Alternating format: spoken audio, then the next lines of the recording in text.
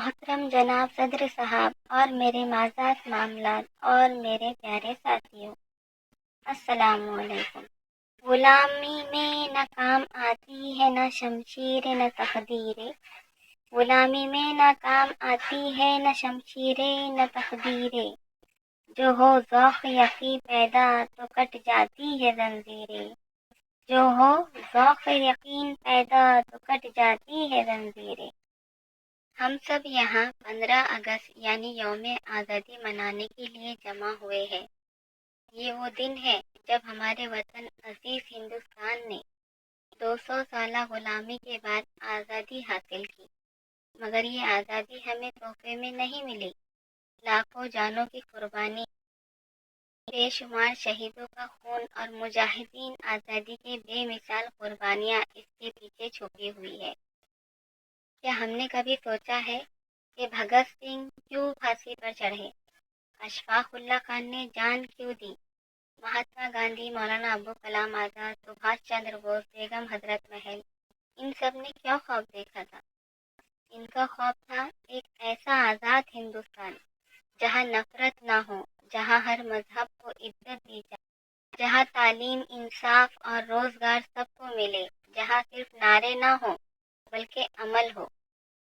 آج ہمیں خود سے سوال کرنا ہے، کیا ہم ان خوابوں کو پورا کر رہے ہیں یا ہم صرف پرچم لہرا کر فرض پورا سمجھتے ہیں؟ ہم واقعی اپنے وطن سے محبت کرتے ہیں؟ محض نعرے لگانے سے وطن کی خدمت نہیں ہوتی۔ وطن کی خدمت ہے ایمانداری، شہری بننا، علم حاصل کرنا، نفرت مٹانا، دوسروں کے حقوق کا خیال رکھنا، اور سب سے بڑھ کر احتیاط اور محبت کے ساتھ جینے۔ آئے آج یہ عہد کریں کہ ہم نہ صرف آزادی کا جشن منائیں گے بلکہ اس کی حفاظت بھی کریں گے۔ وطن کی مٹی گواہ رہنا، ہم وفا نبھائیں گے۔ لاکھوں جانوں کی قربانیوں کو ہم ضائع نہیں جانے دیں گے۔